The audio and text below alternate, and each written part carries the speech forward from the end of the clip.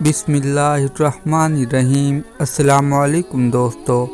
سب سے پہلے حضرت محمد صلی اللہ علیہ وسلم نے قریش مکہ کو اسلام کی دعوت دی تو انہوں نے ماننے سے انکار کر دیا، لیکن وہ لوگ جو حج کے لیے آتے تھے حضور پاک صلی اللہ علیہ وسلم ان کو بھی اسلام کی دعوت دیتے تھے۔ اس کا بھی کوئی اچھا نتیجہ نہ نکلا۔ اب مکہ والے اسلام سے دور ہونے لگے تھے اور اسلام کے سخت دشمن ہو گئے تھے۔ اس کے بعد حضور پاک صلی اللہ علیہ وسلم نے ارادہ کیا کہ طائف والوں کو اسلام کی دعوت دی جائے۔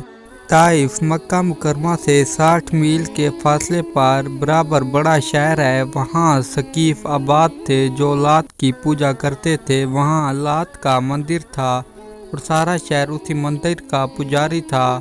حضرت خدیجہ رضی اللہ تعالی عنہ کی وفات کے 1 مہینے بعد آپ صلی اللہ علیہ وسلم زید بن حارث کو اپنے ساتھ لے کر پیدل طائف پہنچے۔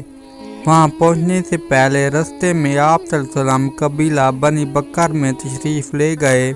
جب ان کو بھی مکہ والوں کا ہم خیال پایا تو قوم قحطان کے پاس گئے۔ ان کو بھی سنگ دلی میں قریش کے ایک جیسا پایا تو پھر اس کے بعد طائف پہنچے۔ طائف میں داخل ہو کر اول آپ صلی اللہ علیہ وسلم وہاں کے 3 سرداروں سے ملے۔ وہ لوگ بڑے سردار اور رئیس سمجھے جاتے تھے۔ آپ صلی اللہ علیہ وسلم تینوں سے ملے اور اسلام کی طرف دعوت دی۔ یہ بڑے مغرور اور متکبر تھے۔ ان میں سے ایک نے کہا، اگر آپ کو اللہ تعالیٰ نے اپنا رسول بنا کر بھیجا تو آپ یوں ہی کیا پیدل چل کر آتے؟ دوسرے نے کہا، کیا اللہ کو کوئی آدمی نہ ملا جو آپ کو رسول بنایا؟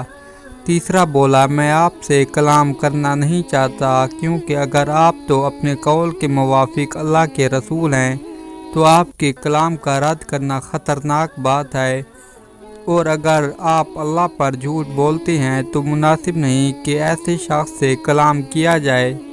ان کی یہ سب باتیں سن کر حضور پاک صلی اللہ علیہ وسلم کو بہت ہی مایوسی ہوئی تو آپ صلی اللہ علیہ وسلم نے ان سے کہا کہ اچھا، آپ ان خیالات کو اپنی ہی ذات تک محدود رکھیں اور دوسروں تک ان باتوں کو نہ پہنچائیں۔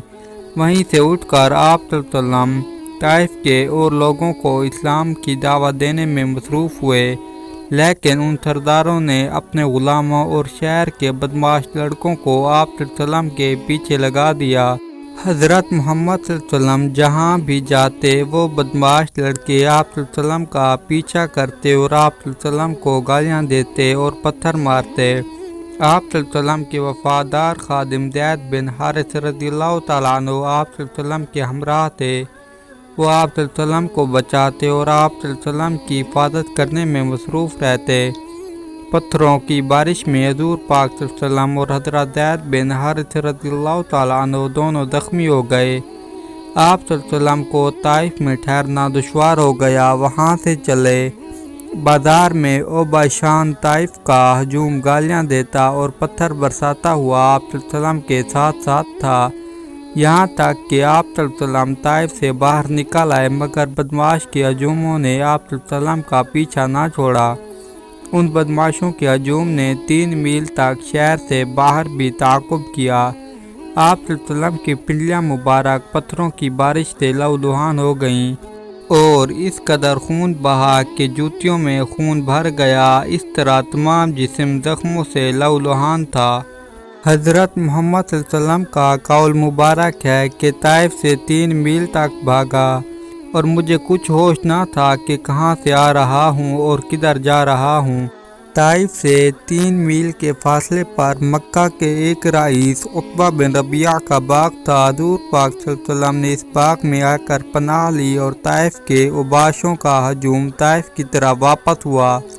آپ صلی اللہ علیہ وسلم اس باغ کی دیوار کے سائے میں بیٹھ گئے اور اپنی بے کسی و بے چارگی کو دیکھ کر اللہ تعالیٰ سے دعا کی کہ یا الہی، بے کسوں اور ضعیفوں کا تو ہی محافظ اور نگہبان ہے اور میں تجھ ہی سے مدد کا خواہش مند ہوں۔